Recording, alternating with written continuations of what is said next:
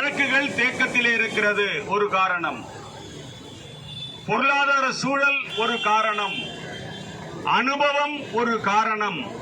ஆகவே நாங்கள் இதை நியமிக்கிறோம் என்பதுதான் வெளிப்படையாக அவர் சொல்லியிருக்கின்ற காரணம். அதுதான் காரணமா? அது இல்லை காரணம்.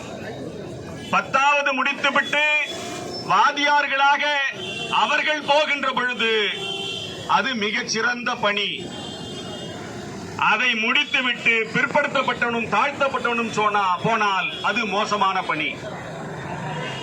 முதலில் பட்டதாரியாக அவர்கள் இருக்கின்ற பொழுது கல்லூரி மாணவன் அவ்வளவு சிறப்பானவன். அதை முடித்துவிட்டு பிற்படுத்தப்பட்டவனும் தாழ்த்தப்பட்டவனும் கல்லூரிக்கு போனால் இவர்கள் எல்லாம் பொறுக்கி பசங்க என்கின்ற பெயர். பொறியாளர்களாக அவர்கள் இருக்கின்ற பொழுது பொறியாளர்கள் தான் மிகச்சிறந்த பணி.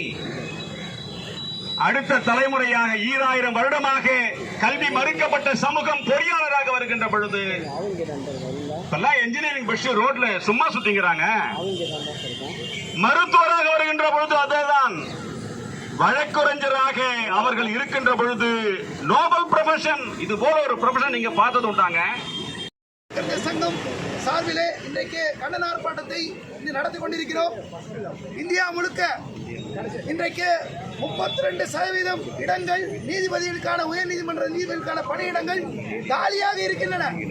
ஊழியருடைய பணியிடங்கள் காலியாக இருக்கின்றன.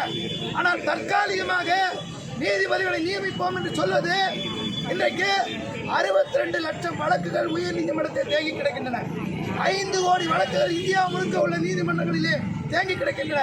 இதை பற்றி கிஞ்சித்தும் அக்கறை இல்லாமல் நிரந்தர நீதிபதிகளை நியமிப்பது, நிரந்தர ஊழியர்களை பணியிலே வைப்பது, அடிப்படை கட்டமைப்புகளை ஏற்படுத்துவது, இதை பற்றி எந்த அக்கறையும் இல்லாமல் இன்றைக்கு ஒன்றிய அரசு யார் நினைத்தார் யாரை நீதிபதிகளாக நாங்கள் நியமிக்கலாம் என்று நினைக்கிறார்களோ அவர்களை போடுவதற்காக உச்ச நீதிமன்றம் உத்தரவிட்டது போல தெரிவித்திருக்கிறது.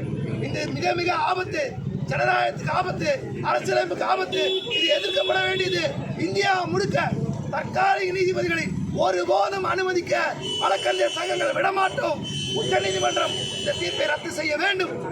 அனைத்து இடங்களிலும் நிரந்தரமாக உடனடியாக நீதிபதிகள் நியமித்து 32% நீதிபதிகள் நியமித்து மக்களுக்கு, பொதுமக்களுக்கு நீதி வழங்குவதை உறுதிப்படுத்த வேண்டும்.